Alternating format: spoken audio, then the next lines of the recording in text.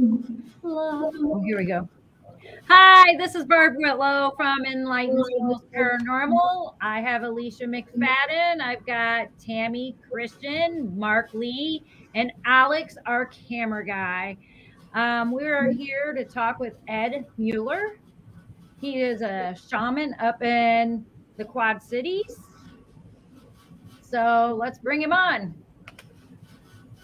Good evening, everybody. Thank you. Just one quick thing. I don't claim to be a shaman. I do practice shamanic healing techniques. I would love someday to have that honor bestowed upon me, but it hasn't, and I'm okay with that. It's just a little thing that I never want to mislead people. So, but thank you for saying that. Oh, yeah. No problem. My bad. I messed up. Nah, no bads at all. We're all human. Oh, yeah. In our present form. Yeah, currently we are. So how do we format this? I mean, we stare at each other for an hour and a half. Oh, yeah. I'm waiting for somebody to pick it up, but I guess I will. So can you tell us all about your specialty? Wow. I help people. I've studied extensively over the last 20 years. Sometimes it seems difficult that it's been that long. Different energetic healing techniques.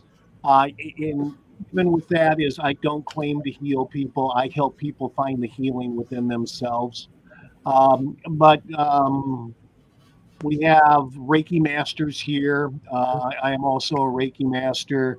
I've gone through extensive shamanic energy training, number one, for my own healing, and then also to share what I've learned with others to maybe help them. I do also a lot in the chakra energy area. I just got certified as a reflexologist. I don't know what I'm going to do with that, but it just seemed like another tool in my bag to have. And my goal is just to bring balance to those people who are searching for it and who are open to receive. That's kind of what I do. I'm retired from the business world, and I'm very happy to leave that behind and do this full time. So it sounds like, Ed, you like doing what our team likes to do, help people. Absolutely. I apologize. I didn't even get into the paranormal investigating side of it.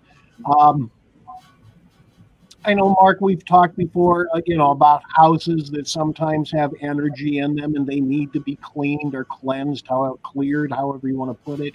Mm-hmm. I've done quite a bit of that over the years. And then, as we were talking a little earlier, my good friend Mike Kratzberg, we scuba dived together, and we were talking about this one day. And he said he heads up this little group here in the Quad Cities called Prime. And I started tagging along with them. They do their paranormal investigating from almost trying to disprove it. So we'll sit down, and I'm sure you guys may do something similar. You'll take some video, you'll have your ghost box, you'll do some audio, and then we break back into like a breakout room. And we listen and we watch, and we try to disprove what we have captured, and a lot of times we can't, and that's where the fun begins. So, I'm excited. I would like to get to one of your next events and just tag along and see what you guys do. That would be awesome. Yeah. That would be really cool because I've already went down to see you. It would be cool if you come to us. Absolutely. Absolutely. Awesome. And one of my favorite little places here in the Quad Cities is Viner's Furniture. It's an old YMCA from the 40s. and it's just teamed with all kinds of spiritual energy. I very much enjoy taking people there. There's nothing that I've ever seen that's heavy or foreboding. So it's a great opportunity to introduce people for a first-time experience. They don't get the bejesus scared out of them. And what's the history behind Finer's Furniture again? Because I'm from your area, yeah, and some of the people that are watching, they might not know. So I'd be interesting to hear about the history because I haven't been there myself. Viner's is YMCA from the 30s and 40s. And it was at a time where YMCAs were also hotels, boarding rooms. We had a very notorious gangster in the Quad Cities, John Looney. He kept a stable of women there. And it also sometimes doubled as a brothel. And some of those spirits are still in the building, and will make their presence known. So a lot of the energy we've encountered is from that time period, the 30s, the 40s. A couple of years ago, I know you have the plotting software to track energy to make it look like a human stick figure. And we played some big band music in the background, and it's on our Facebook page for Prime, and the room lit up with people dancing. And what we couldn't say wasn't real is they were moving to the rhythm of the music. Mm-hmm. Hell, they were dancing better than I did. And so those are the things we look for. I mean, I'm look a lot for orbs. Orbs are very telling. I look for the color, the clarity, the way they're moving.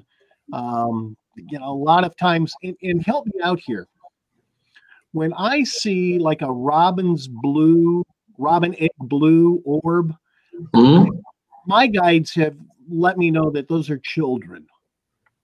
And they come in very pure and clean. And then there are the white orbs, and then there are the dirty gray orbs, and every now and then we get the black orbs. And the way I have seen them as is, you know, different states of energy, either pure or very confused. How have you guys tracked and considered orbs? Ed, have you ever seen a fluorescent green orb?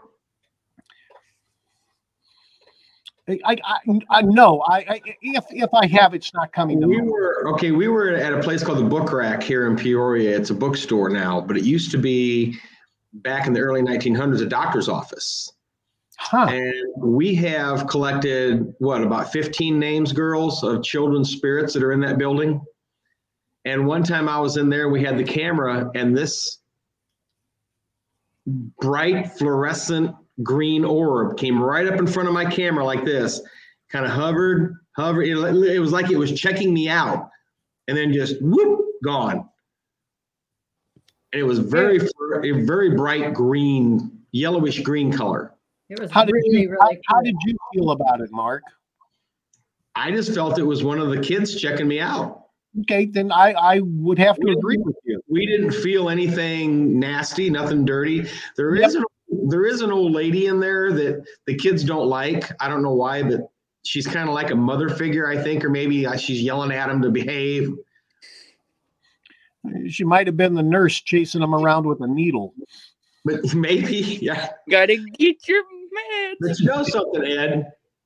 I'm a firm believer, as well as all the girls, probably Alex too, that God introduces and puts people in our lives for a reason. Totally. Okay. I think something we should maybe have you come with us this spring when it's a little warmer. There are 7 children that need help. They're all 7 buried in one grave. I'm vibrating real high, so absolutely yes. And their mother, the mother that killed them, is buried right next to them. And they're kind of bound to her still. Well, she stops them from talking to us. But lately I've had it hasn't happened the last couple of days, but I've had this kind of a burnt smell come around, and then I'll turn my spirit box on and it says it's Clara, and that's the oldest daughter. Okay. And she keeps saying, "Are you going to help us?" And I say, yes, when the weather gets warmer. Yes, we'll be back, but not when there's snow on the ground, not when it's 20 below zero. But, and the reason for that is she took not the sharp end of a hatchet, but the blunt end. And she killed all 7 children. Then she threw the lantern oil all over the house and lit it on fire. She tried to kill herself by slicing her throat. Didn't get the job done. And of course, when her body started getting burnt, her legs and torso the fire caught up to her, the natural instinct for survival kicked in, and she managed to climb out to the front porch where the neighbors found her. And she later that day died of her injuries. Her husband, who was over at a neighbor's house helping him, they came there. He was so distraught over it. This amazes me. I've heard of strong-willed men. This guy takes the cake. He shot himself in the head, committing suicide, right? Okay. Didn't work. So he crawled out to the barn, made a noose, and hung himself with a bullet in his head. That's a true story. I get 100%. If you want to research it, the lady's name is Julia Markham, Cambridge, Illinois. You can research the whole story. I will do that. Yeah. Again, I don't live all that far from Cambridge. Because every time we go there, the children start talking to us. And then they'll mention, what is it, Barb? And then like monster. The monster's here. They'll say the monster's here. They're talking about their mother. They also say the flames, and they talk about fireplace. Talk about fire, and yep. Yes. And hiding, like they're hiding in a cupboard. They keep saying cupboard. And like they were trying to hide from her. Yep. Mm-hmm. But as soon as the monster shows up, the children quit talking to us. That's a deal. We'll do it. I mean, that's part of my calling, is to help suffering beings to pass over. And we're also about the same time, we're also going to start a GoFundMe, so we can buy and purchase a headstone for the kids. That's a very important ceremony to give them. We may have to cut a deal with Julia, the mother, to let her children cross over. And, like cutting a deal, like, listen, Julia, if you'll let your children cross over, we will give you a proper headstone too.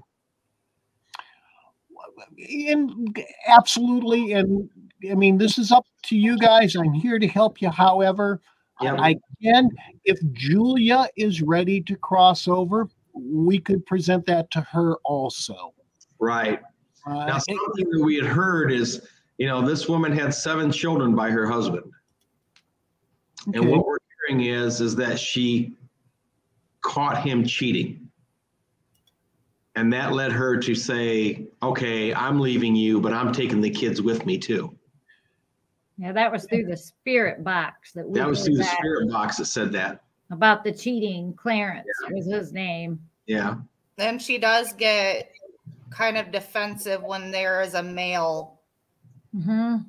Oh, yeah. She opens up more towards females, I feel like. Because of what she went through, I feel like. So I think when we go there, I'm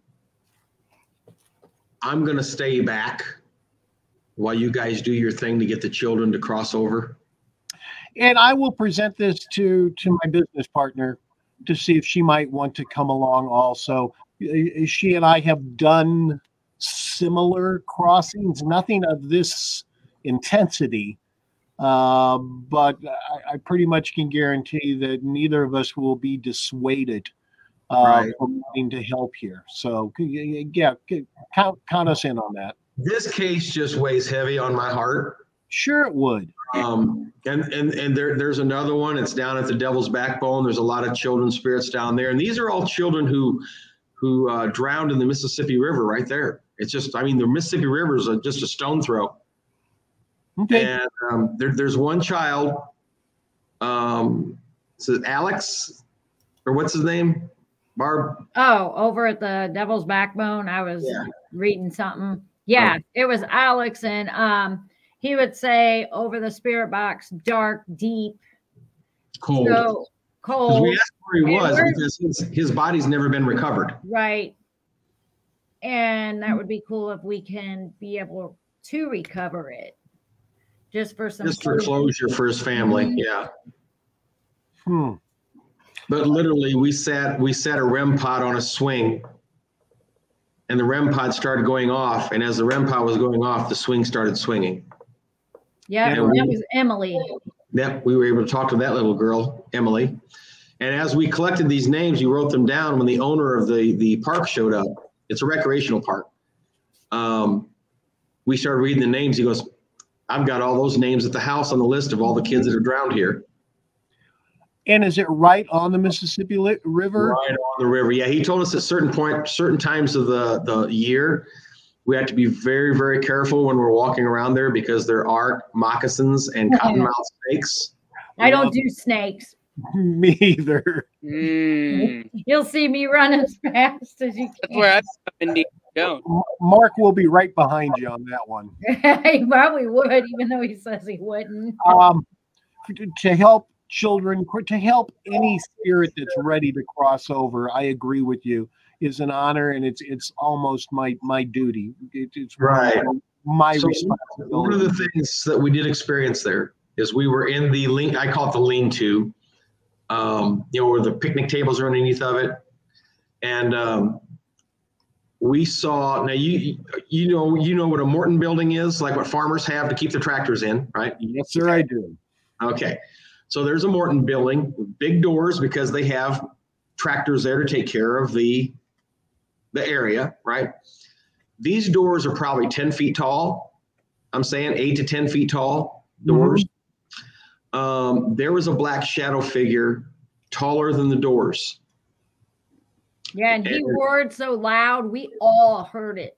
And yeah, it growled so loud, it sounded like a grizzly bear. Okay. And we said, yeah, I think we need to leave. At least that area. And we went back to where the kids were. And that makes all the sense in the world. I approach working with spirit the same way I approach working with people in the flesh, with respect. And if somebody wants me to leave, I'm going to leave. Yeah, you don't want to make them mad. No. And you want to, I have found that the kinder you are, the more spirit will respond to you when you're in paranormal investigating. The one thing that I've always had a little problem with is I understand that people who allow investigators to come into their building need to be compensated to whatever degree they feel they should be compensated. But there are some that don't want you to help the people that are there to cross over. Right, exactly. And so finally with Viners, this has been going on for several years.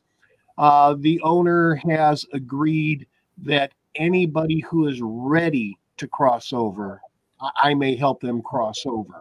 Mm-hmm. And I like that. And people will say, yeah, I'm ready, or, no, I'm not. And we help them.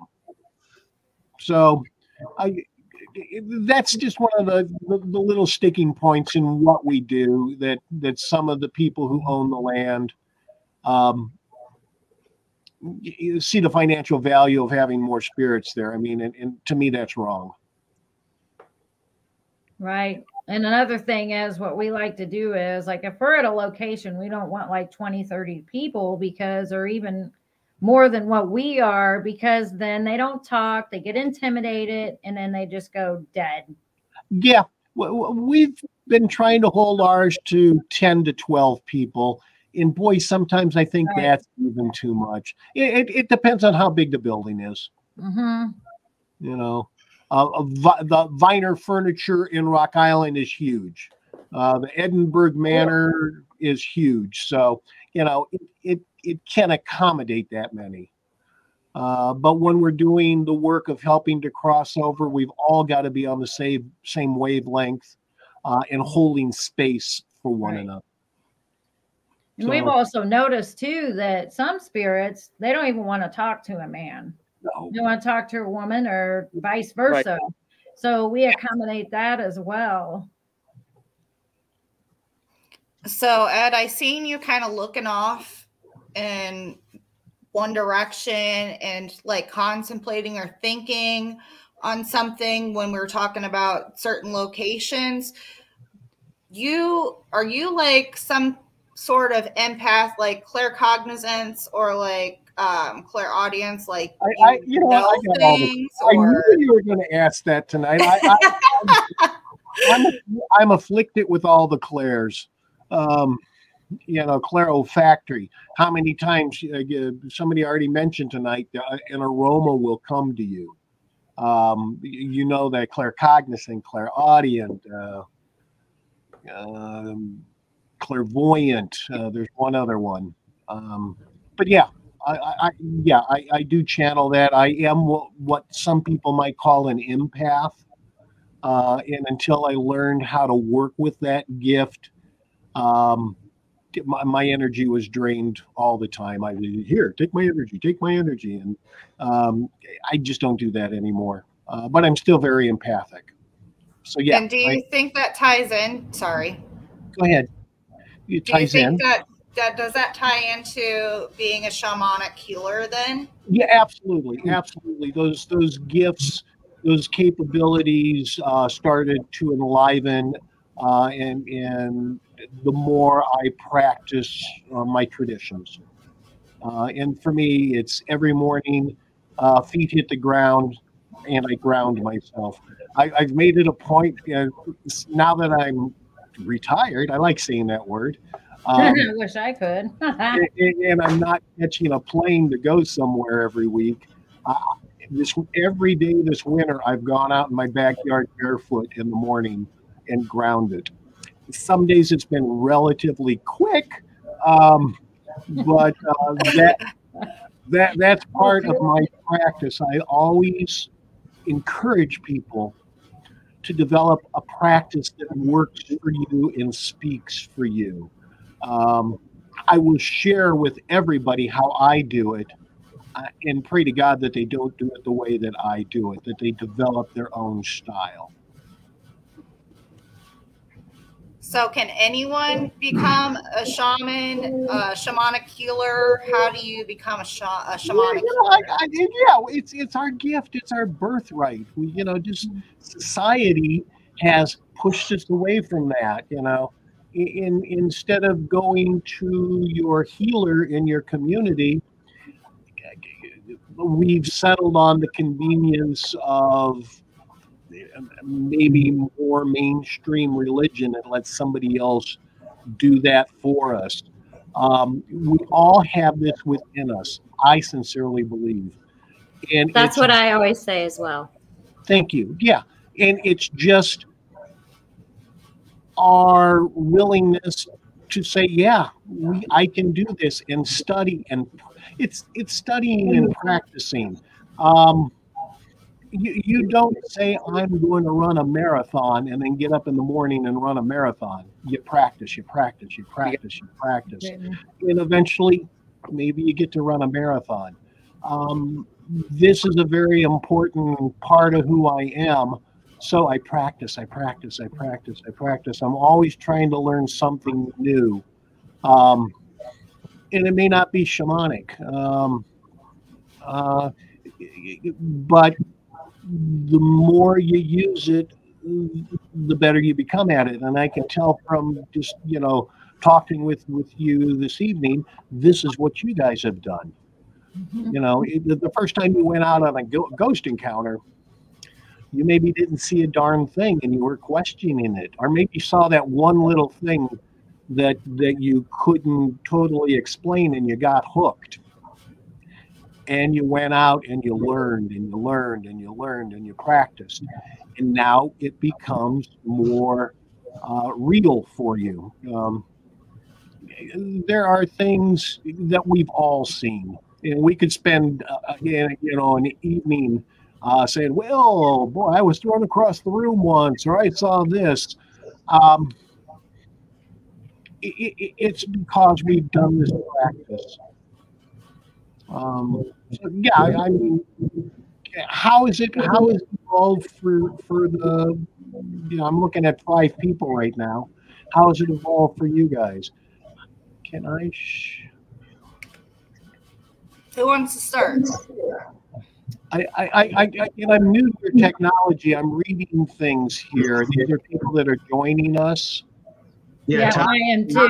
I can show you how to use Hollow Earth methods. It's like Reiki. Yep. Okay. Not familiar with that. Would love to. Love to learn. I'd like to learn too. Always got to have an open mind for learning, no matter what it is. Yeah. Yeah, that's what it takes, isn't it? An open mind. And the first time, at least for me, when I saw spirit, when I channeled information that I had no business knowing, well, this guy, I can't do this. This isn't real. This isn't me. And that the more you do it and the more you believe in yourself, the more these gifts flow freely through you. That's the way it's worked for me.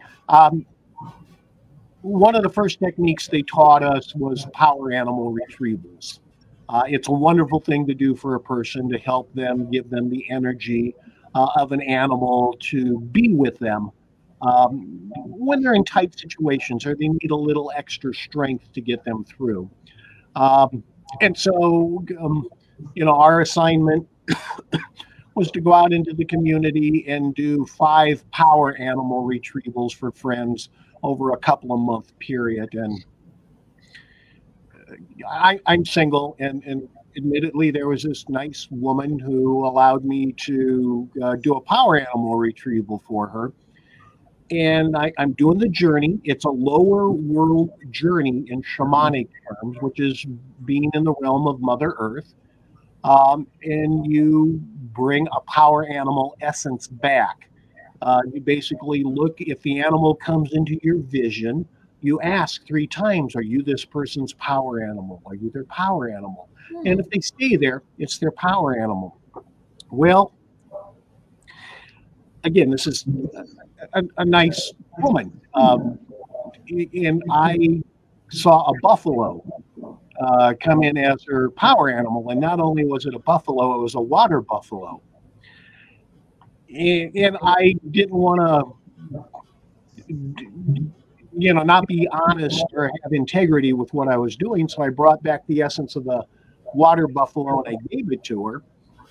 And we do that in a ceremony where we blow the energetic essence into your heart chakra and into your crown chakra, and then we seal it in. And then we will explain what the journey was about. And I had to tell her that she was a water buffalo. But her eyes lit up. It made so much sense to her. It made totally no sense to me. But buffalo, you have to stand your ground. You have to be grounded. And water buffalo she was the head of their community well. And some of the neighbors around there were trying to walk all over her and not do their fair share or pay their fair share. So it made all the sense in the world to her.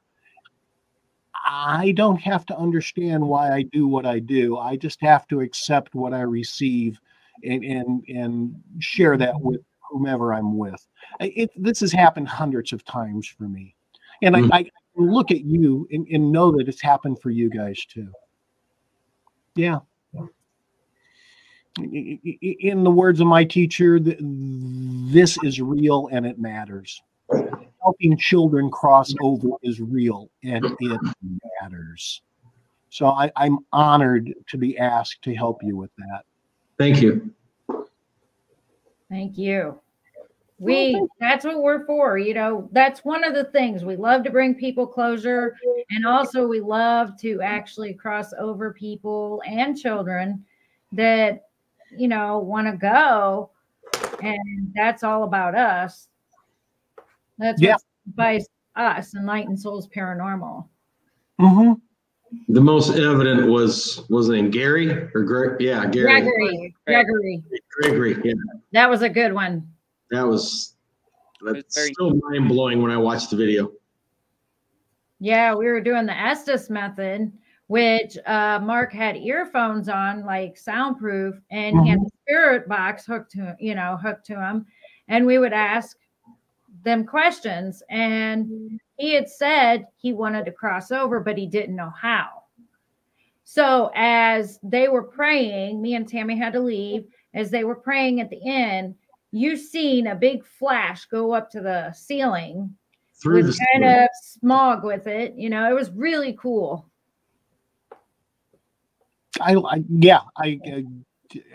Again, I've witnessed similar but different, and yeah, it's I've heard the thud before of the door closing basically to this reality, and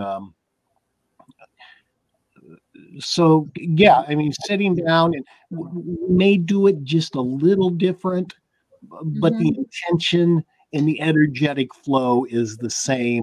Yeah. And that's what counts. You know, I will work with people and they go, "Oh my God, I'm going to make a mistake. I'm going to make a mistake." You know, as long as you have pure intention and you do it with unconditional love, hard to make a mistake. Yeah. You know, I remember the phone call I made with you, Ed, and you kind of read me a little bit that night, a little bit. You told me a little bit about myself, and we went to an investigation, and we were in the basement, and one of the spirits came across the Ovilus app and said, "Who's the angel?" Now, a lot of spirits have said that about my daughter, because my daughter died when she was very, very young, 6 weeks old. And when they see her, I guess she's a bright white figure and, you know, she looks like an angel. And I said, "Who's here with me?" And I was waiting for her to say something, and it came on the Ovilus box and it says, "Uriel is here." That was cool. And I was just stopped in my tracks and chills up and down my body. And I'm like, oh my God. And the first thing I remember was what you said over the phone to me. Okay. I don't remember my sessions with people. I'm not meant to remember them. So please forgive me on that. I don't remember what I said, Mark. You had told me that I was protected by the power of Enoch. Ha! And that Enoch, when he ascended to heaven, God turned him to an archangel named Uriel. Yeah. Yeah. I was blown away. I work a lot with archangels. Whenever I am in session, we create sacred space. So we're protected and we can tap into spiritual energy. I always work with Michael, Uriel, Raphael, and Gabriel. I figure if you got those four, you know, it's hard to go wrong. As long as I don't tell names, I can share some things. This past summer, I was working on some energy extractions with an individual, and I always call on Raphael to be there with me when I'm doing this. Archangel Raphael is the angel of healing. And he, you know, I sense his presence there always. But this summer, he pushed me aside and said, watch how I do this. And I was just dumbfounded. I mean, I was honored. These archangels are real. Their energy is real, and their healing powers are phenomenal. Mm-hmm. Good for you. Good for you, Mark. That Uriel was there with you. Yeah, and like I said, it was chills up and down my spine. Just you could feel the energy. You know what I mean? Yeah, I know what you mean. Intense. But I'm of course my Ovilus app, wherever I go, it always says, you're blessed. You're blessed all the time, and I go, yes. Yeah, it's really cool when it says that too, because that they're around. Archangel Michael always shows up at Tammy's, and he's been showing up at my house too. And God is great, Jesus is great, but when you got the extra help, that even makes it even better, and getting through the daily life that we live today. And absolutely. And, I look at, I would refer to the angels are one realm of spirit, but then we have the ascended masters, Jesus, of course. Right. Top of my list for ascended masters. But we also have Buddha and Kuan Yin and Gaia. And I take all of their energies and their help very serious. So, my attitude is surround yourself with as much as you can. Yeah. You have to. I haven't said nothing but Tammy, I love your hat. I was thinking the same thing. I'm like, man, how can I steal that hat? Thanks. I mean, hey, it goes well with the whole background and all that. I know, right? Yep. But Did you have any questions you wanted to ask Tammy? I'm listening. Okay. I am a lot of the things that he's saying are things that I have studied. I also have been I've been gifted the Muneki rights as well, which I lean a little bit more on that sometimes than I do Reiki, because it's a little more free, I guess. I don't know how to say it. I mean, as far as there's a lot less ritual about it when you're healing somebody. But I do use both. For the shamanic healing, I actually have signed up for a class, but I feel like I'm not there yet. And that could be my own blocking. I know that we all do that sometimes, block our gifts. But I know I do. It's an online class. Do you feel like that would be something that would be beneficial? Oh, heck yes. Yeah. Spell that for me real quick. Muneki? Yeah. Oh, the Muneki writes MUNAY-KI. Okay. Able to spell that. Yeah, I would have. Remember to spell that. I'd have a hard time. You have to. They are gifted to you over a series of several weeks. Sure. The first one is, and they're all healing rights. I did gift Barb the first one. She's got several to go, but we have to, we have to get together to do that specifically because you have to have that focus. But Ed, you looked at me, Ed, and you're like, you got a lot of gifts. Like, yeah, you do. Yeah, she doesn't even realize it sometimes. No, and that's okay. Everything unfolds in the time and the rhythm that it's meant to. Right, because I know that I'm an empath and I see color apparitions, shadow figures. I can hear them and everything. It's really odd because I'll think and I'll be like second guessing myself. Because I was sitting here, it was really cool. It was in Havana, Illinois, and it was at Mark's concert. And this lady, this owner of the bar, his wife was wanting me to sit there and talk to her. And then all of a sudden I hear a voice, no, tell her that, her daughter's okay. Well, not her daughter, but this woman's okay. She had dark hair. She had, you know, and I explained to her because she's like, that's my daughter. And she started crying. And a lot of people seem to think, oh, you're a psychic medium. That doesn't, no, it's not. I can't just sit down and say, okay, I can read you. No, it has to come to me. Yeah. God and the angels and all that have to give it to me beforehand. And I wasn't even going to ask that lady, you know, hey, look, this person said blah, blah, blah. And she's like, who is this? And I, can you describe her and everything? And I described her to a T. But it was weird because my husband was wanting to leave and he couldn't find me. And the whole hour it just went like that. I didn't know I was gone an hour. Mhm.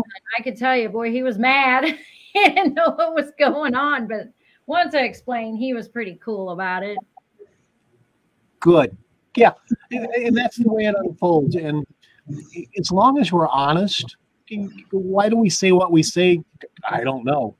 Mhm. Right. As long as we say it truthfully. Alex, you were going to say?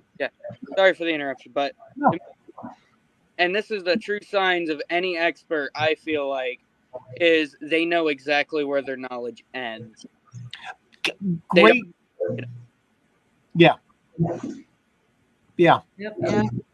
But I still don't even know what the other gifts. He says I got tons, and I'm like, what are they? And I don't know, but I know they're there for you. Oh, And- yeah, they are. Well, No. Barb and I have shared grandkids. Our 2 kids are married. So we think That's how that we there is met. a reason that they are together and that we were brought together. Because those kids, you can already tell, they're only 2 and 6 months, and you can already tell that they're gifted. Oh, they're very gifted. And nourish that. Mm-hmm. Well, and their parents do. Good. Jess Good. and Thomas very much encourage. Well, they very much believe in all of that and will encourage it. And my son's a medium, and you can Mhm. tell. I mean, all 3 of them are gifted. All 3 of my sons are. But one of them just don't want to admit it. That's my middle one. Why don't we teach this in school? I mean, Yeah. seriously. Exactly. But then there's being offending. And nowadays it's so like touchy. You can offend somebody just looking at them. Yes, Todd. To bring Rainbow children, yes. Yes. Yeah. A lot of rainbow children are here. Mhm. And you know, But can you answer this? Okay. I've read up, and what they call us with gifts is earth angels. Have you heard of that? Yeah. Yeah. And everything it describes, except for like me, I'm not artistic and I'm not good at music or singing, but a lot of it what I studied is me to a T. And I'm like, oh my. So don't deny yourself that title. I mean, what's the worst if you're not truly an earth angel? You live a life of service. Mhm. What's so wrong with that? Nothing. And we are what we speak ourselves to be. Yes. Yes. Yes. Yeah. If we're constantly complaining and talking about everything that's bad in our life, it's going to continue to be bad. If we can concentrate on what's good Mhm. and accentuate what's good, then more good will come. I'm glad you said that, Tammy, and you're absolutely correct. I believe in the collective consciousness that all energy and thought just kind of bubbles up, and it's somewhere up there in the ether sphere. And the more negative that goes up there, the bigger that negative bubble is going to be. Again, one of my daily practices is when I go to bed at night, I do my day review. Mhm. How was I today? Well, I did well. I walked 5 miles today. Seriously. I felt Nice. really, thank you. I felt really good about that and sore. And I actually ate healthy. It's a new concept I've read about. But I I'm human, so I can let a couple of these out if I'm in traffic. But I don't want that to be out in the universe. Right. So when I'm laying in bed at night, I go, well, did I say anything that was negative? Okay, I flipped a guy off on the bridge. I'm sorry. I'm serious. I'm serious. I know you are, but I bring this energy back, and I give it to Mother Earth. She knows how to recycle it. Some people will give it to the God source. However that works for you, that's okay. But if everybody just at night would call back anything negative that they may have let out, the collective consciousness would start to shift to more of a positive one. And again, these are, do it the way that makes sense for you. We are all coming together, and we are awakening very slowly. Absolutely. We are awakening. So just all I'm trying to do is plant some seeds this evening so that you might go, that could work, or, oh, that old man's crazy. It's up to you. Oh, I've been called that a lot. Crazy, mental, psychotic. And that's why I just shut my gifts down. Well, don't let it define you. I know. The more I'm in this group, and I think that's why God brought me into this group too, and all of us together, and to find each other, to keep us all positive, and to actually, if one falls down, we pick them up. And as far as that, my gifts are starting to come out even more and more and more. So. And isn't it sad that Western medicine will label somebody a certain way because they don't understand the extent of their abilities? That breaks my heart. Yes. Me too. There's so many kids I've been diagnosed. Like, I was told I have anxiety and stuff, but like as I'm like getting into the paranormal and stuff, and like into the spiritual stuff, like I'm starting to think that maybe the anxiety really isn't anxiety. That's what I'm picking up around me and stuff. It's not really me. It's not coming from me. Is that right? I mean, that would be my feel. As an empath, you soak in other people's. Exactly. And I never thought of it that way, but that's probably, my anxiety and stuff, because I really have bad anxiety, and I really feel that maybe I'm picking up on somebody else who needs my help. Or you got to learn how to block that, though, or it will take you down. Yeah, you got to fight it. Correct. Again, another part of my daily ritual: let ego go and lack nothing. Absolutely. Absolutely. I was taught to place myself in an octahedron. That's one of your basic geometric figures. The pyramid, I know. Yeah, it's the two pyramids mirrored, their bottoms facing up and facing down. And I fill that with pure white light, love, and healing intentions. And I don't allow anything negative to enter. That I do a bubble around me. A bubble is great. A sphere, whatever you see, do it and protect yourself. Here's my buddy. Look, we got a special guest. Cassiel. Look at That's my buddy. So what do you say to someone who wants to try the pyramid thing and imagine the light? Yeah, but they can't visualize the light.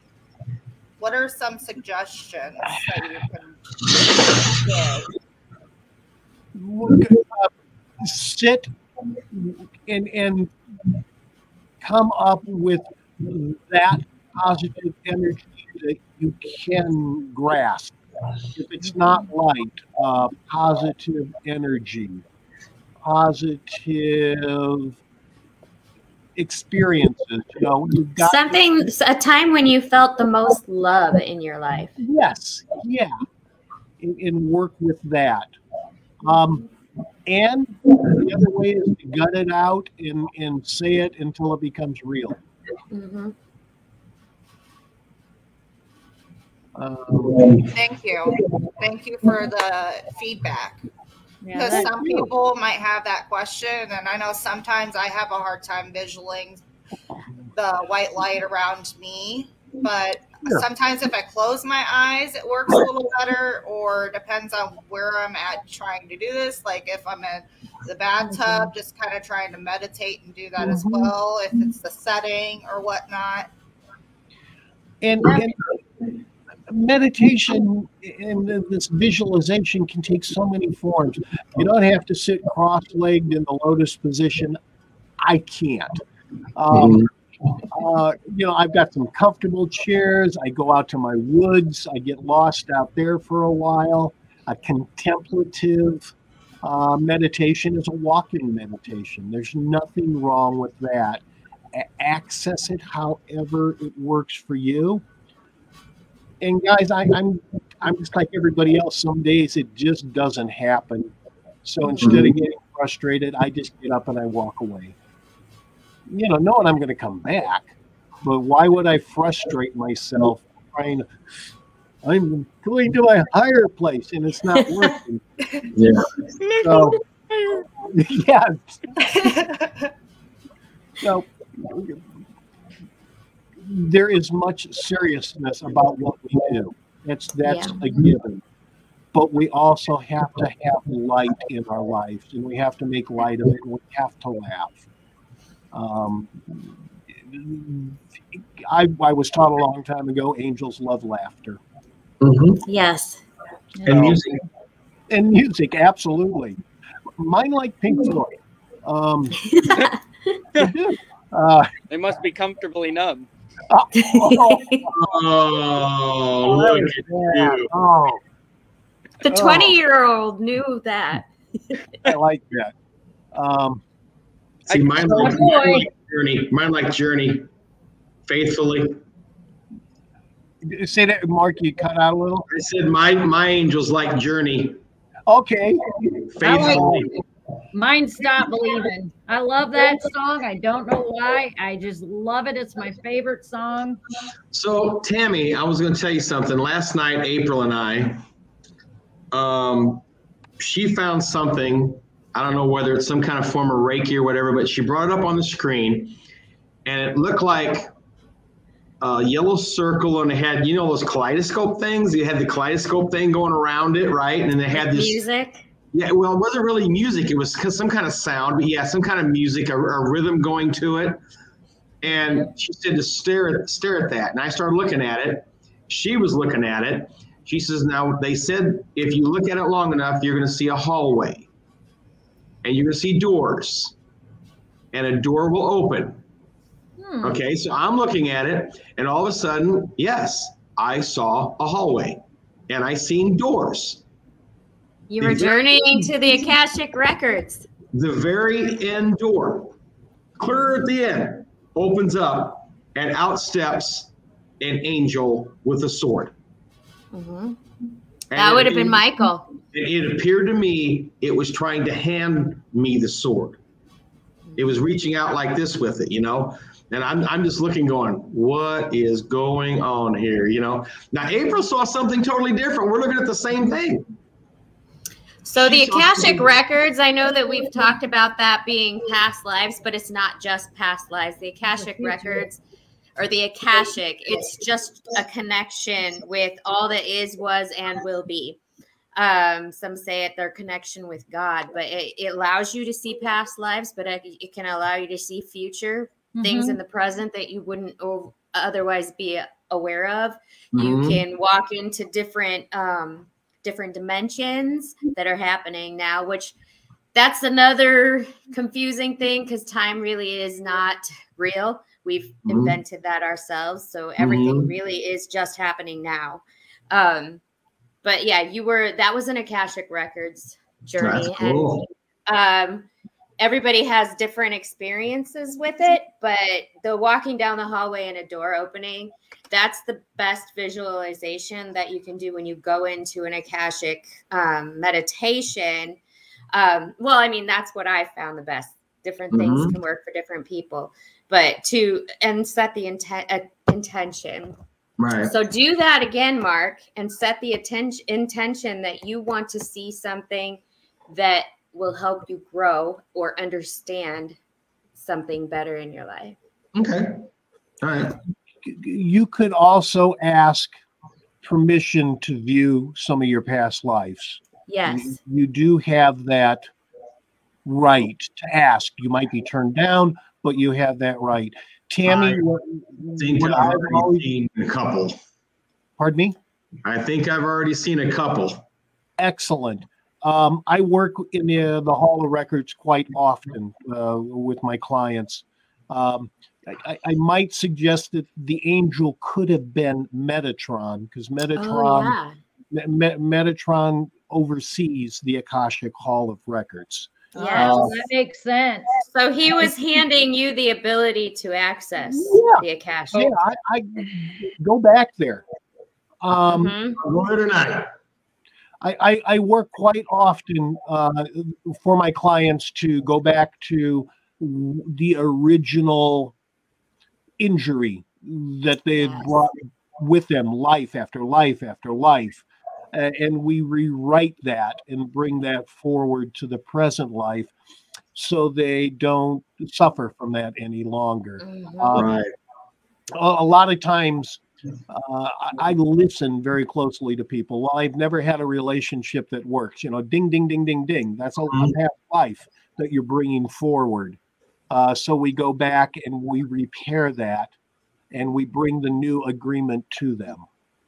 So, Mark, that's a phenomenal experience you had.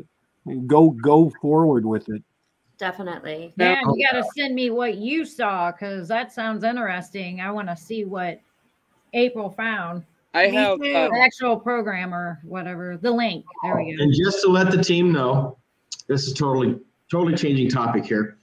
I went and got one of those starry night things. You know, it's like a laser and it turns the ceiling blue, and it's got like the planets that, you know, go around circles real slow. It looks like stars. It's really cool. For the last 4 nights, it's turned on by itself. I have candles turning on by themselves in my. They're like the ones that turn off on and off. I'm hearing the giggling again. Oh, nice. Yeah, Brittany's out playing. So Brittany is a 11-year-old spirit, Ed, that came home with me. She travels back and forth between that bookstore I told you about. Yeah. And my house. And she comes to visit me because she says I look like her dad. And maybe you were. And I've asked her, I said, well, Brittany, do you see your parents? Yes. How do you see them? And all that comes up is veil, V-E-I-L. Oh. And I'm like, are you trying to tell me that you can cross a veil into the spiritual world from our world? And she goes, yes. And I says, what does it feel like? Tiring. So apparently when they cross through the veil, it takes a load of energy out of them. Well, of course, when they're, especially when they come this direction. And that's what I'm getting out of it. So what I've been thinking of doing, and I'll get your opinion on this, Ed, is I'm actually in the process right now of building it. I'm building a smaller version of a Tesla tower, like you seen on Frankenstein. Yeah. Okay. And because our experience with the team is whenever there was thunderstorms, not really over top of us, but in the area, we got evidence beyond your wildest dreams. The spirits are so active. They're so communicative. It's like they're pulling the static electricity out of the air. So I've talked to a couple people about that. And they said, well, that's probably good and fine. They said, you could probably run that, you know, in the central part of the house while you're doing like your panning videos, your interviews, things like that, when you're not actually investigating yet. Yeah. Then before you investigate, they said, this is my suggestion. I said, okay, I would unplug it and take it outside and let the static kind of dissipate a little bit for about 5 minutes before, because it might make your instruments just go haywire.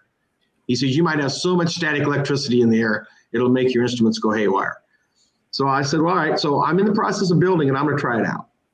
We're going to see what happens. I think that's phenomenal, Mark. Yeah.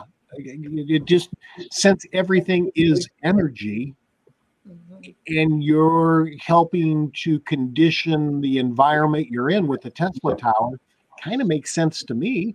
Yeah. Yeah. It did to me too. I mean, worst case scenario, I'm out $60. You know, that's what it's going to, that's what it costs for the stuff to build it. And your hair's going to stand on end. By the way, Barb, I got your motherboard for your bear. Nice. So I'll work on your bear this week too. So Ed and Barb, do you have time, Ed? I know you said an hour, but I know you and Barb haven't talked about you guys meeting up and what happened there. Do you have time? I absolutely have time, and it's Barb has to say it. I can't. I that's one of my code of ethics. I cannot talk about my clients, but if Barb wants to share and she wants me to chime in, I would be more than honored to do that. Yeah, you got my blessing. Okay, so I always wanted to do my spirit guide. And what he did was he had Mike sit in back of him, and then I sat in front of him. And what come up was I had a guy on the right and a woman on the left. And the guy didn't want to leave. And he's like, why not? I want to protect her from this lady. Well, the lady ended up being my mother, and the spirit guide ended up being Steve Morse. So it was crazy. I mean, I was like, oh my God, now I know who it is. And Tammy knows who Steve is. And then my husband, same thing. You know, he had stuff going out of his hands, everything, and it was a grandma. Well, the grandma we thought it was is not the friendly grandma. He had been married to somebody that was not a good person, married to 2 other men. And her grandma hated him, just hated him. And so we think it's that grandma. So that was a big thing. Yeah, I believe we crossed her over. Yeah. He was, and he hasn't complained about anything dropping, which is really cool. And honestly, I mean, I think we got a lot done. And we were there an hour. It felt like longer. I think we're hour 90 minutes. Something like that. Something work with people. That's typically number one. That's all I can do energetically. I am drained at the end of a session. I go home and go to bed. And for people that I'm working with, it's about as much as they can handle with new energies being given to them. And so very rarely any longer than that. Right. He's on, but he's under the Enlightened Souls. He said it's been good. I haven't been dropping much lately, Mike. So that's pretty good. He's the cameraman. He's one of them that fills in. But yeah, so I mean, I give you a blessing on what you remember what we went through, but that was the major thing that I went through. And it was crazy because in a way I felt like Steve was my spirit guide, but I thought, no, Barb, he is not, that can't be. Well, then Mike was funny as he picked up on it. He was sitting behind him. Yeah, it was great. Yeah. Welcome to my world. Yeah, it's like, and he's not an empath. He isn't. I mean, he has seen ever since we've been in the paranormal field, he has started seeing shadow figures like the corner of his eye buzz by. But other than that, he's not an empath and he's not a medium. But that day he picked up the first thing that came to his mind, the first names was my mom and Steve. And who have I been telling you has been around you? Your mom. Yep. Mm-hmm. And she was scared more than anything. And he had said that she felt bad of what she did to me.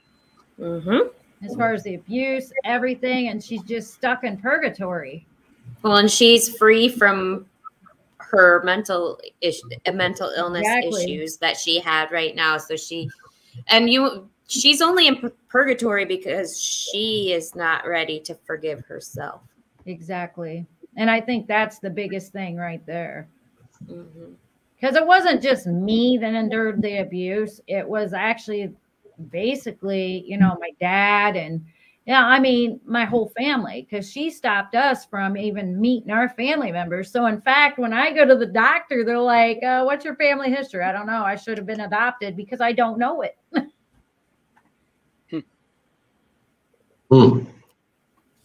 So, Ed, Yes, there are before strong. we- Yeah, there's some strong energies coming to Earth this weekend. Absolutely. I don't know if any of you subscribe to the Solar Energy app, No. but they've been off the charts the last couple of days. I'm writing that down. Solar Energy app. Yeah. Set up. That's your app store. So there is one thing I did want Oh, to bring up real quick. Kinda Space Weather. Excuse me. Space Weather is the app. Space weather. Space Weather. And I believe it's run by NOAA. Go, Alex, I'm sorry. Oh, it's fine. I just want to let you tell it. So a few I years don't have a pen. and kind of thinking about this past life thing that Tammy has been mentioning as of late, I've been wondering if maybe I had a glimpse into a past life long ago and just didn't realize it. Though what was odd is I was wearing clothes like you'd see nowadays, but that might have been just my brain putting something familiar into there. Mm-hmm. But Yes. I was on like this journey to the Alps to pick a flower for something. There's this flower that grows there that only grows in the Alps. And it's even like something like a German sniper battalion for the longest time would send people up there to pick that as like a badge of honor in a sense. And what had happened was I had to take it to this woman, and before I could like get like why do it and all that and like see what it was, all I saw was a ornate scroll, and then I was woken up from the dream. So I have no idea what it could have been. You have the right to, when you go to bed, say, may I continue this dream? Mm-hmm. Wow. It was so long ago, I don't know if it can be continued. Well, you It got to can. lose. Yeah. It's still out there. Again, going back to what Tammy said, time is irrelevant. It's all happening at once. Mhm. So, Yeah. the way we may look at long ago is the blink of an eye. Mm-hmm. Yeah, long ago could have been just a second ago. Absolutely. Absolutely. I always encourage people, if you have dreams, either journal, or what I've been doing lately is my cell phone's laying on the nightstand and I get the recorder Mm-hmm. and I'll voice message to myself what I remember of the dream. And because let's face it, it's difficult to write at 3 a.m. when you're still half asleep. And then when you wake up, it can help you remember more aspects of those dreams. And dreams are windows into our spirit world. Mm-hmm. They truly are. Lucid dreaming, that's pretty cool stuff. I don't do it all that often, but that I'm aware of. But on those occasions, it's as real as all of us sitting here right now. Mm-hmm. And when that information you want to remember and work with. And See, really- and I don't write mine down recently and more often. Like Tammy, Barb, and we've been sharing our visions, I would call it a vision, because they are real. And the more that we talk about it and we go back to it, we remember things. And the more that we have these visions and stuff. And I've never like been able to remember my dreams or stuff. Sometimes like I'll remember something, but then I'll forget about it completely. But it's nice to go back and be like, oh, this makes sense now, and be able to put this to that dream. I was like, okay, I remember this part of this dream now too. Yeah. It's gotten better. Man, I believe deja vu is something, you know. Oh, that has to do with past lives, I think. Yes. Yeah. Yeah, because I've been getting a lot of deja vu lately. It's crazy. As when I was a little kid. Like I've been there before, and I was real little, and then I get a like, I don't know, I'll see something and then it'll be gone, and I'll be like, yeah, I remember that as a kid. And it's crazy. The things. Crazy good. Yeah. Moments where I've gone to places I've never been to, like, oh, I've seen this way around here. And that's what happens. Weird. All right, Todd. Good night, Thank you, Todd. Todd. Thanks for watching. Bye, Todd. Thanks for your info.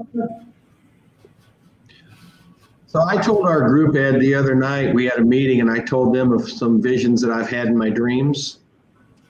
And I'm in a chariot, like ancient Rome.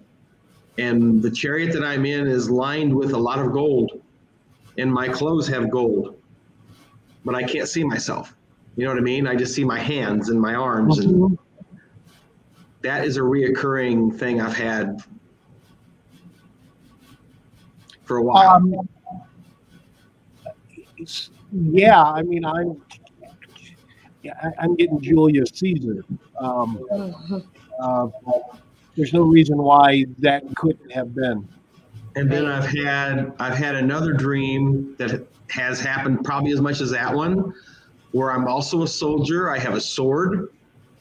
I'm on a white horse, which kind of freaks me out because my second great grandfather had a white horse. Robert E. Lee. Wow. Traveler. A lot of times we have past lives. A lot of times people are reborn into the same family over and over again. Yes. In fact, most of the time. Well, if I ever had somebody tell me that I'm Robert E. Lee reincarnated and they could prove it, I would freak. I would just totally freak. The only person who has to believe it is you, Mark. Mm-hmm. Yep. I dreamed too. I think we all have been to Rome or what have you, because I had a dream and I thought I was in heaven, but it had the real nice, like you see the golden buildings and Columns. there was like, yeah. Columns. And the columns, and then the people, and I didn't see myself, but the people were wearing like white garments, and it just felt so nice in that dream or whatever. And it's like, did I dream about heaven or did I dream about like something else? Mm-hmm. So, Alex, you could win all year, Alex, without saying that. what do you say? Now I'm going to have visions of Barb in a toga. Oh my God, nightmares. I'm just kidding. Toga. But Toga party time. unexpected though. I've always had like the connection to Caesar, but it's not like me myself was Caesar. Like I was very close to Caesar. Okay. Like if necessarily I was the one to take his life, or I was his son that took over after him, Augustus. And again, these are things that somebody skilled in journeying to the Hall of Records, the Akashic Hall of Records, find on your behalf. And quite frankly, Alex, you can also do it with a little reading and a little studying and practice. How old is this Earth, and what other dimensions and planets have we come from to be here this time? It can get mind-boggling if you let it, but it's real. I mean, you know, I do this quite often. You know, I know of, 50, 60, 70 past lives I've had. You know, some have been greatness and some not so much. And we learn from that. A lot of, I'm a big believer in karma. Me too. Sure.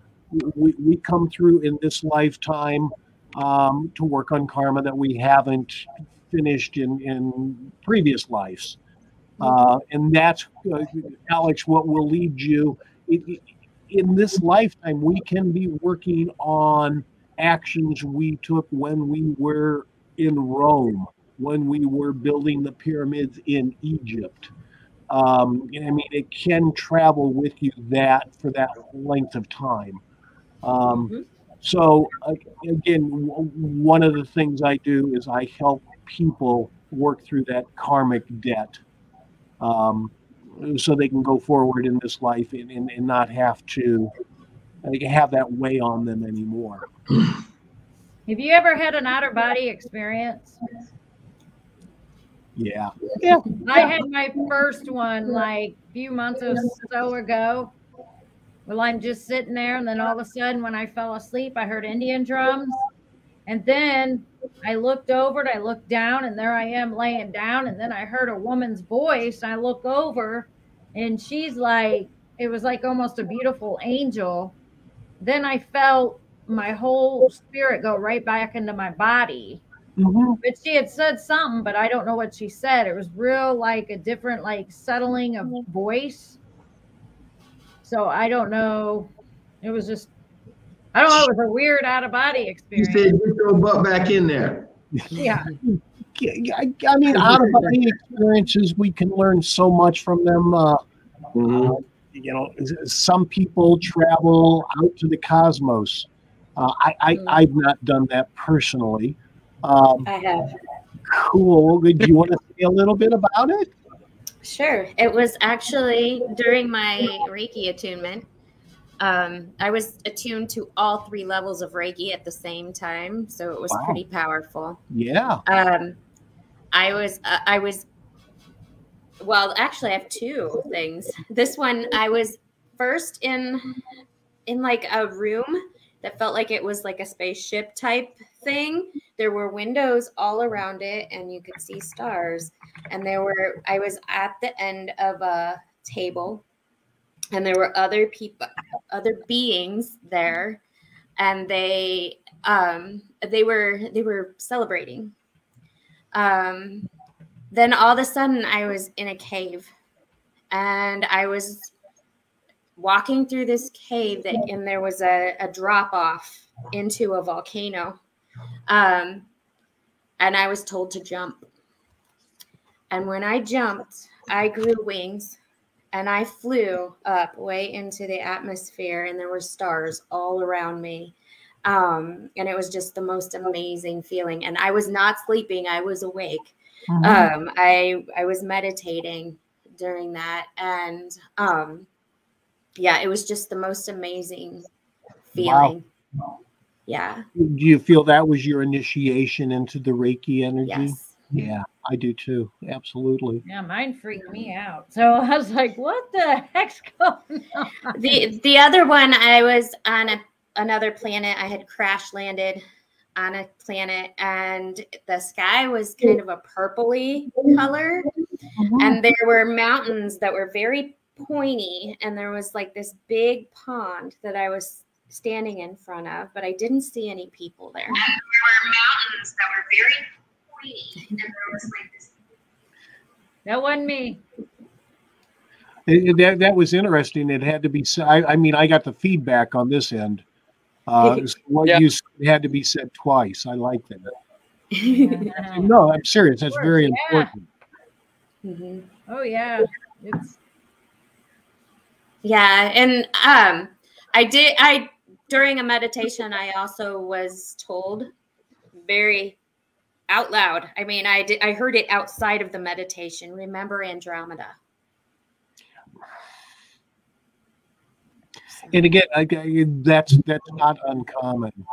And Andromeda, the Palladians, the any number of otherworldly experiences.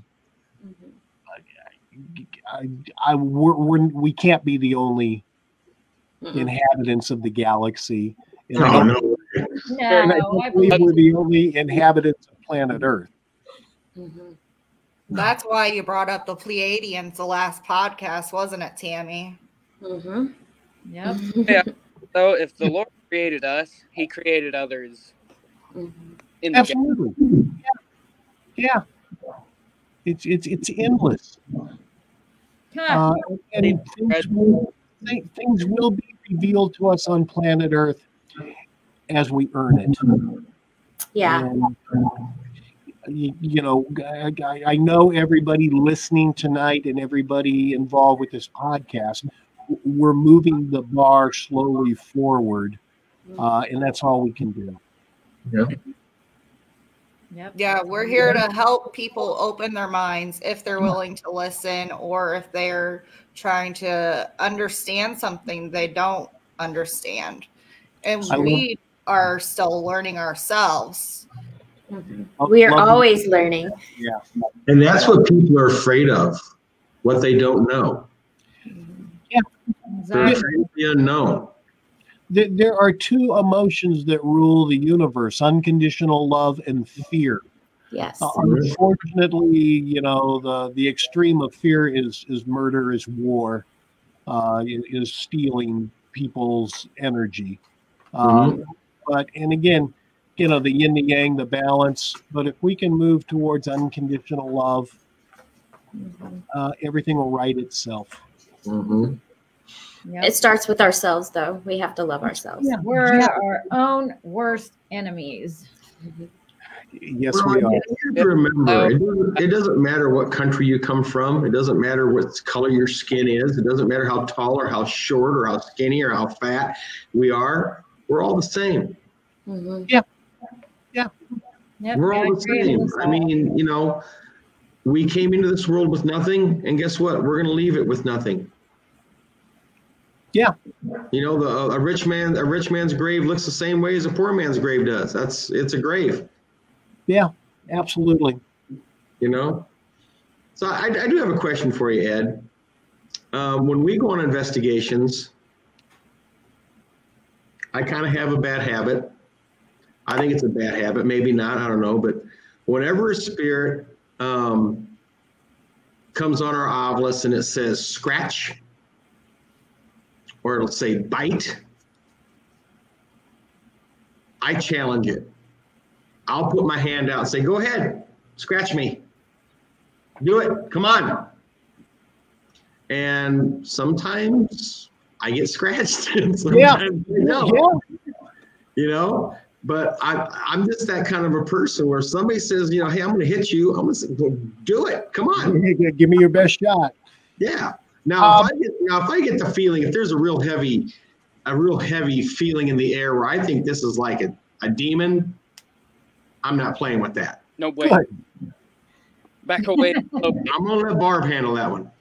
Oh no, you can get bit scratched.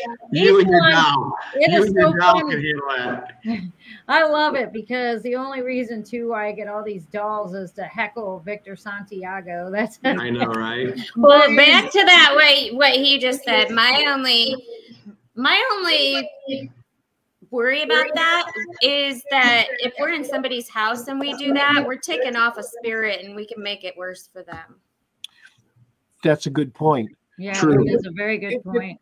Mark, as long as you're protected before you do that, and you've been doing this enough, and you trust your instincts to back down, sure. Well, because we went to a place a couple weeks ago, and now we're starting to think this isn't just a spirit. We're starting to think that maybe this is an actual jinn. This thing will go back into they have a restaurant. And this thing will go back into the kitchen. And while we were there in the other room doing the interviews with the owners, right? About things that they've experienced, things they've heard, they've seen. a whole stack of cups flies off the shelf and hits one of the cooks. So we go back there. Of course, he had already put it back up on the shelf. And, you know, I'm immediately going, come on, do it again. I want to see you. I want to see this. Do it. I want to see you throw something. And of course, nothing happens. Yeah. Because they can be as stubborn as you. You're going to tell me to throw something, I'm not going to do it. And Yeah. Mark, What's amazing is this guy here, this Alex guy over here, he was recording the, he's our videographer. So he's recording on a 4K camera, recording our interviews, right? I get back here to the studio, load all the videos up onto our software, and guess what's not there? Yeah. None of the interviews were there. and not only that, unplugging the mics too. Yeah, and then the mic, which is, you know, an 1/8-inch plug, you know, like just like on headphones, And it takes a lot of actually came unplugged out of the camera. Yeah, I mean, that happens. They didn't want those owners telling us their story. Well, and I'm almost sensing this was the kitchen of a restaurant. Is there a portal? Is there a portal there that Spirit? You're on it. We believe the portal is in a closet in the back of the building. Yeah. We're in the back, yeah. yeah. But our problem that night was we had the owners' families, their nieces, probably about 15 to 20 people following us around the entire night. Yeah. And that it didn't work out very well for us that night. So I have called them, and I am trying to arrange a date where we can go back and be alone, just the team. If the owner wants to sit in the bar, you know, and watch TV or whatever, you know, as long as it's not a basketball game and they're not yipping and hollering like they were that night. That was another thing. They had some kind of a college championship game going on, and everybody was there, like 15, 20 people out there just yelling and screaming, and, you know. F-bombs were dropped. Yeah, So we couldn't use that. It was not good. It was not good, but we've made arrangements to go back where we can be alone. Mm-hmm. And then we can actually document some serious evidence. Yeah. Yeah. And, you know, if the portal's meant to be closed, close it. Because it kind of sounds like whatever is coming through is a little bit destructive. Mm-hmm. And we don't want that. And it's spelled Jinn, but it was G-I-N. But, you know, the oddness only has so many words programmed into it. Yeah. So. And we don't know all the words. So, I mean, just so people know that we're not programming all these words. No, we don't program nothing into it. It's blank. We just walk in and it starts talking to us. And sometimes it says random stuff, like we'll be in a bar and it'll come and say asylum. Well, some people go to bars for asylum. Yeah, I guess. People, it is. Well, I always tell people, like, equipment like that is 75% active. There's still that 25% that's not active, that is not right. Accurate. And accurate. Yeah. There we go. That is accurate and stuff. That way, I mean, if they hear something that's not right, but if it's right and you know it's right, it just like I Am Uriel. That came across now. That's not gonna normally come across. You see my lights dimming down and then going bright? Yep. Yeah. And I'm hearing something over by the counter. Uriel's letting you know his presence. Weird. Here, sup? Enjoying the show. Because we're talking about him, so maybe he's coming to you. He's probably like Oh, that light's going. Yeah. just Yeah, I just saw it. showing his presence. Like, you calling for me? Something wrong? There's definitely an energy surge going on right now at your house. Oh, I have many spirits here. I was going to say, welcome to my world. It's That's my world too. We The got other day we're standing in the living room and we heard one of the cupboard doors fly open in the kitchen, and when a box of spaghetti flew off the shelf and went about 4 or 5 feet in front of the refrigerator, and my in-laws were all freaked out about it, right? So I walk into the kitchen, I picked the box up, and I just went, if you want spaghetti for supper, just tell me. You don't have to throw stuff. I was like, Mark, you got your cameras in there. They weren't pointed towards that. I'm like, yeah, my wife, she had turned one of our security cameras the other way. Otherwise, it would have been aimed right at that cupboard and we'd have caught it. But isn't that also interesting that it didn't want to be captured, the video? Yeah, some just don't want to be on video or anything. No. And that's probably SD card got wiped. There was probably a spirit in that one of the, and it was like, no. I think it got wiped when we went back to Lee's woodworking shop back there. yeah, that's probably when it did. That might have been when it got wiped. Because we were having some real. Or by the portal that I say. Yeah, when you went by, because you had to walk by the portal to get back to that area. It has to be the portal because I walked right in there and I felt it. Yeah, because I know how Alex takes videos and he does really, really good for us. And I'm like, it wouldn't, I mean, maybe he missed one, but we did like 7 interviews back to back with different people, employees and owners, and there's no way Alex missed 7. There's no way. No, I mean, when I went through my training, it wasn't uncommon for 3, 4, 5 days ahead of going up for a weekend retreat for spirit to start making itself active and more active and more active. Mm-hmm. And sometimes attempting to prevent us from the journey. So there is a lot of power in the spirit world. And we just have to be true and confident in our abilities, so it doesn't affect us. Unfortunately, it's going to mess with our electronics every now and then. I can't tell you how many times that these instances have also happened to me. Wouldn't it be nice to have a foolproof video camera? So Exactly. Where the batteries in the camera go dead in like a minute. Batteries dead in a minute. So now I've got 23 batteries that I bring fully charged. And I got 2.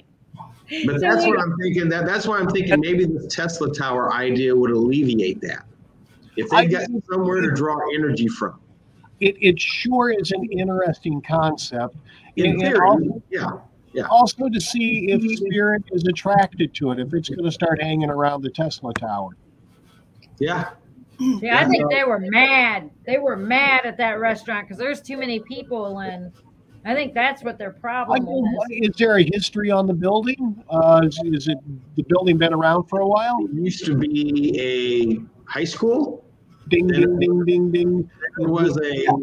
Then it was a grocery store.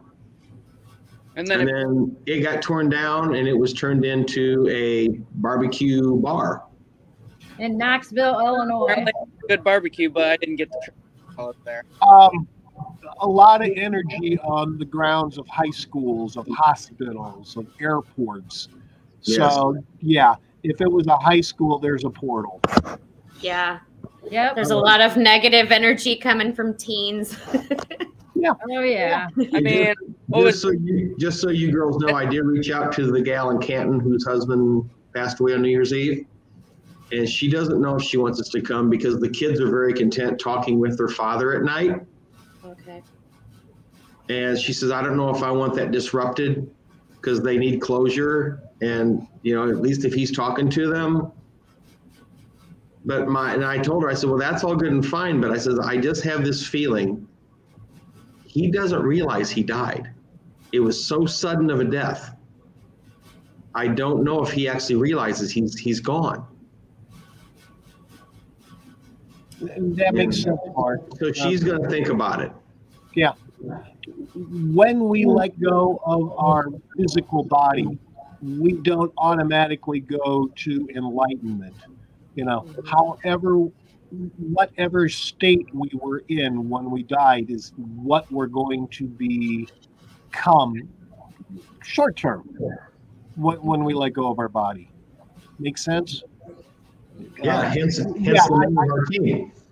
I had a buddy who was alive one step, and when his foot hit the ground, had a massive coronary and died. That's what this was. They were going Yeah, out. that's It was New Year's Eve day, and they were going to go to the store and buy, party favors and things for New Year's Eve. He grabbed the car door handle and come on. And he's confused. He doesn't 100% know. He knows something's different, but he doesn't really know. He's let go of his body. What was the reason she called us initially? Because they had the ceremony, they had him cremated, right? And they had the marble box, the black marble box with it. They didn't have a conventional urn. They put it in a box, like marble box. Sure. And they come home and she put the box on the kitchen counter, and the daughter came in and put her digital camera next to the box. They start walking away, and the camera took a picture by itself. When they viewed it, you can see the side of the box, right? His face is in the marble. And now the kids say that they see their dad sometimes at night, and he sits on their bed and talks to them. That's such a difficult one. I understand they want the closure. Yeah. And for right now, why not? And that's what I told her. I says, whatever it is, maybe it is him. I don't know. But whatever it is, it doesn't seem to be causing mischief or harm. Yeah. I say let it go for now. Yeah. And, if you think that maybe it is him and he doesn't know that he's passed, maybe just ask him, hey, do you want to cross over? And if he does, call us and we'll come and help him. That's all you can do at this point. Yeah. That's a great way to put it. Yeah. Yep. And of course, some just don't want to because they're uncontent staying where they are to watch over. Yeah. Just like the people at the furniture store who like to dance to big band music. They're stuck in that time. They're stuck in that era. They're okay with it. Oh, and I'm glad that Go ahead. I'm glad that you told me the backstory. Us all the backstory on the Dan Vinner furniture store, because I didn't know it had ties to George Clooney. I've read up on him. I know about Arthur Meter. No, John Looney. George Clooney would be a oh my goodness. That's I okay. can't believe it. Well, you know what I mean. Whoa, wait a minute. I didn't know that. But I didn't know that he had ties to that building as well. I know about Arthur Meter and downtown Rock Island in the district where he used to work at, and supposedly he shoved him out of that 5th story window and killed him, and where he's buried at in Chipionic Cemetery and stuff. I've been doing my research on him. Like, I'd love to go some places that he's been to and stuff, and see what's there. I've talked to the team about it. So thank you for sharing that story. Sure. And educating us on the history. I love history. The book, The Road to Perdition, is about John Looney. So I was made into a blockbuster movie with Tom Hanks. But it is about John Looney. So nice. Yeah. But that kind of energy, I know down in Peoria, you've got some similar old energy from the gangsters down there also. Oh yeah. Yeah, I would love to go into the old Big Al's. I knew you were going to say that. Yeah, I've been to Big Al's. Well, I mean, they got a new building now. I'd like to go into the old one and be able to do some investigating there. The old theater too. Yeah. Well, I just got the number for the guy that owns the Madison Theater, and I'm gonna try to give him a call and see if he'll let us go in there. But I'll tell you, Ed, we went to a place one time on Lake Street, and the lady said, "I know the spirit that's in this room." She goes, "I know that it's Native American. I can smell it." And I said, "Okay." So I had her take a cigarette and cut it open and take the tobacco out of it, right? Yeah. And we put it on the floor, and I put my REM pod next to the tobacco for the red light. Okay, turned it on, and I looked up on my phone. I looked up the Shawnee, which is the main Indian tribe that was here. There was Shawnee, Kickapoo, Shawnee Peace Drum Dance, and I played that on YouTube. And on the camera, you could see about 10 to 15 orbs going around oh, it was amazing. I'm like, oh my God, look at this. Oh, I got that one. And ever since that night, Ed, when she made the peace offering of tobacco, she's never had an issue again. Yep. Brilliant, Mark. Yeah. Wow. Okay. So true. You were gonna say something, Ellie? I was talking about I was saying, but part of me is wondering, because my room, because I'm in my room, it's always up here. You're cutting out a lot, Alex. You're cutting out, Alex. Get closer to your mic. Oh, sorry. Can you hear me now? Yeah. So up here in my room, it's very peaceful. I've always kind of thought maybe part of it is because of these dream catchers over here. And if there are Native American spirits up here, I wonder if they just see that and perceive me as friend. I don't think they need to see the dream catcher to perceive you as a friend. They know. I've got dream catchers all over my office.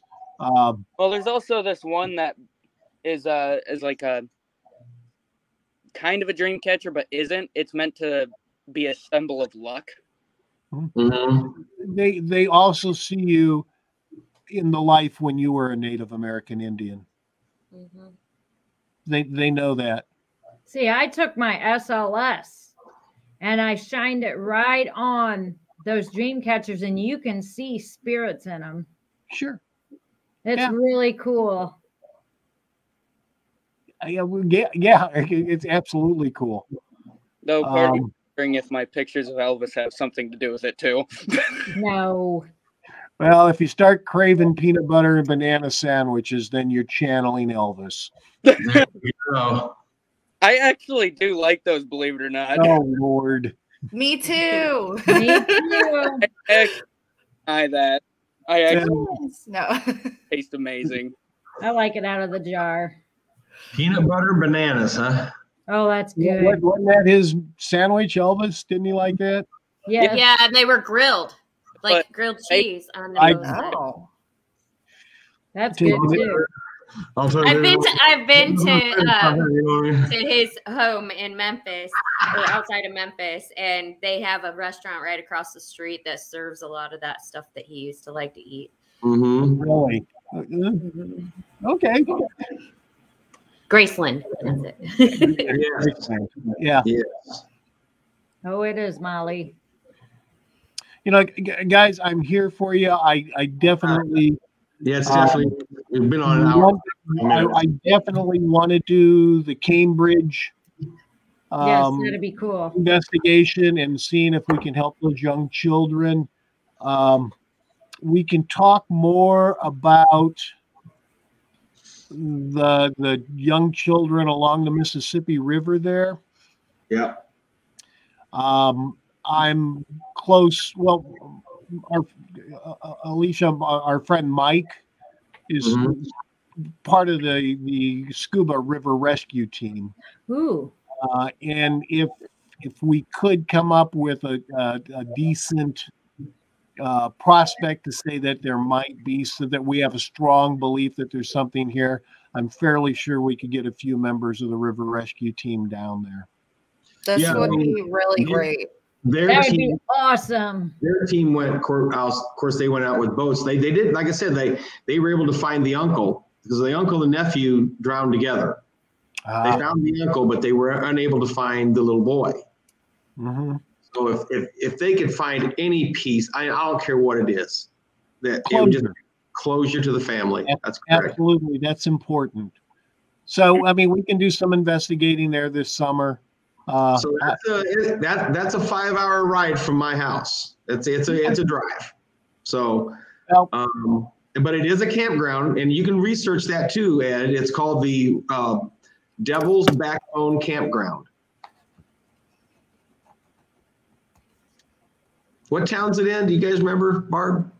I know that it's just like right across the street from what was it, Kentucky? Hold on. If you take the ferry, you'd be in a different state. Still in Illinois, but down in that southern corner. Yes. Grand Tower, Illinois. You beat me to it.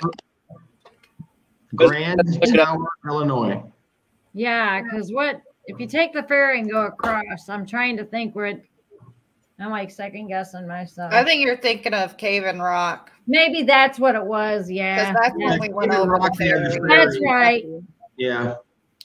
So what I want to do, because if we go down there, I want to go down early, because the owner, he said he's got books and papers and stuff with everybody's names on it and stuff. I at least want to get pictures of those documents and stuff so we can start collecting a file, put something together. But it's just amazing, because what I didn't tell you, Ed, was if you walk down the riverbank, probably about 20, 30 yards from the going north, there are huge old furnaces in the bank, and that's where they used to burn people. Oh, well, that's pleasant. Yeah. And that's the way he didn't tell me cremate. He said that's where they burnt people. A crematorium? Well, that's what I thought. But I'm not 100% sure it was a crematorium. Hold on a second. Probably a means to an end to hide bodies. In that. I'm looking here. Hey, Jeff Petty.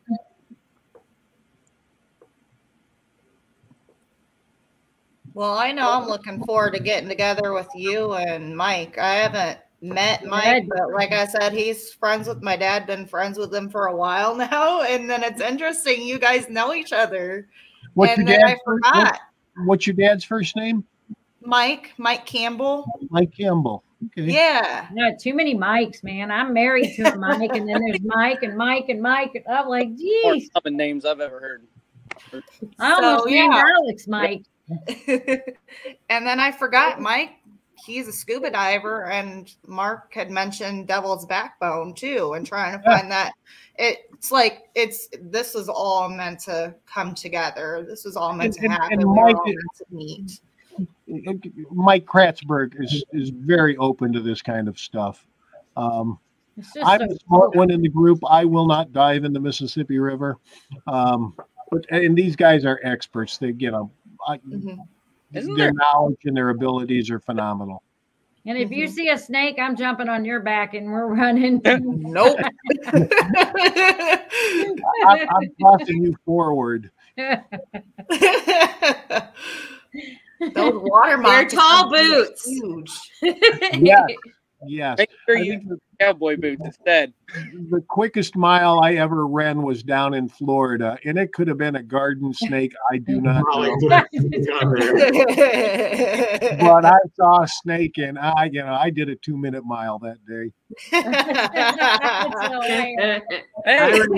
When I was a kid, I was about 14. I ran into a snake. It was very, very kind of a dark fluorescent blue color in the sun. Weird. And I started running, and it started chasing me. Wow. When I would stop, it would stop. I'd run towards it, and it would run away from me. And this went on for about 10 to 12 minutes. Really? And then I was chasing it. It was running away. And then I heard a loud bang, and the snake was like blown in half.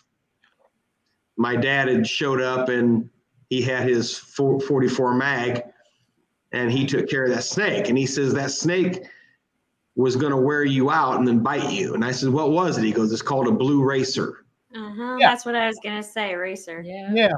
He says they will chase you, and if you chase them, they'll run. And he says they'll chase cars. They fast. Chase cars. Yeah, they're really fast. Not the brightest if they're going to chase a car, though. Right. No. Yeah. Gets ran over. Oh, crap. Snakes are okay behind glass and on video, and that's about it. That's it. There was a time, and this was definitely a garden snake, but it was like a baby one. When I saw it in the corner of my eye pass by, I was like, what the heck is that?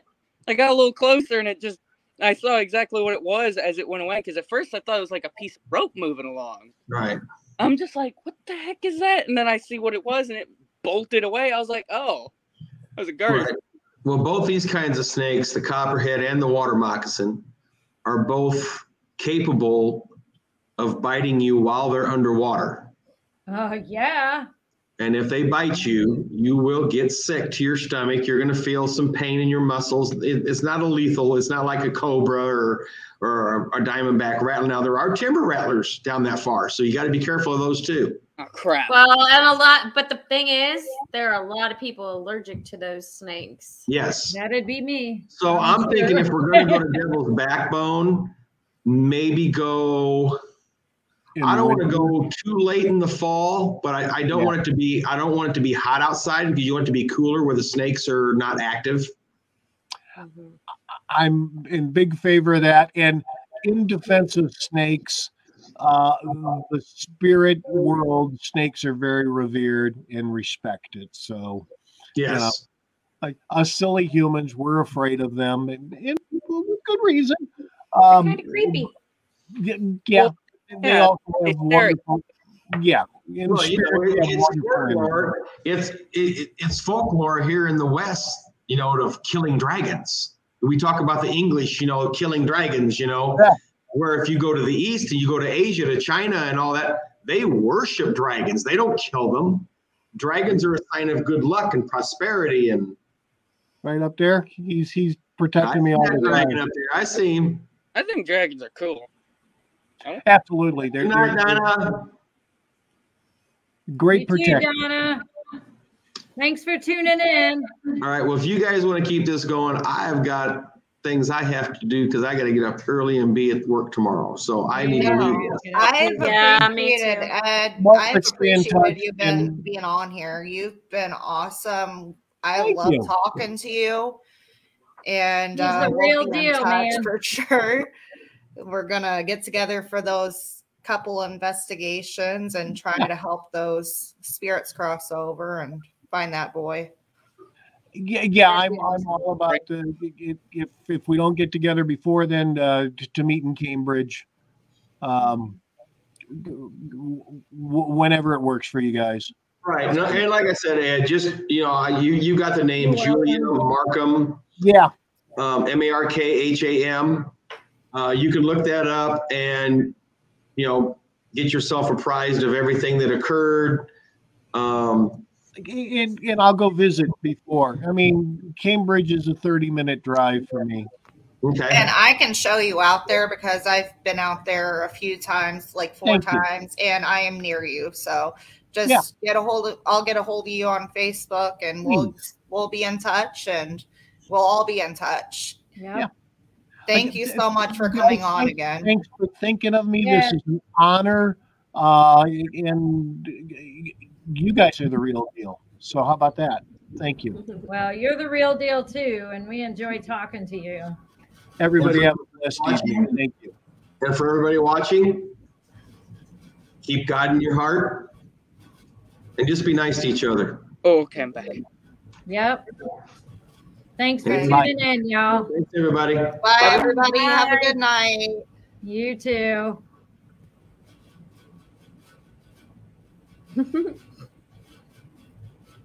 We're still live. I know. I know we are. No, we're not. My God.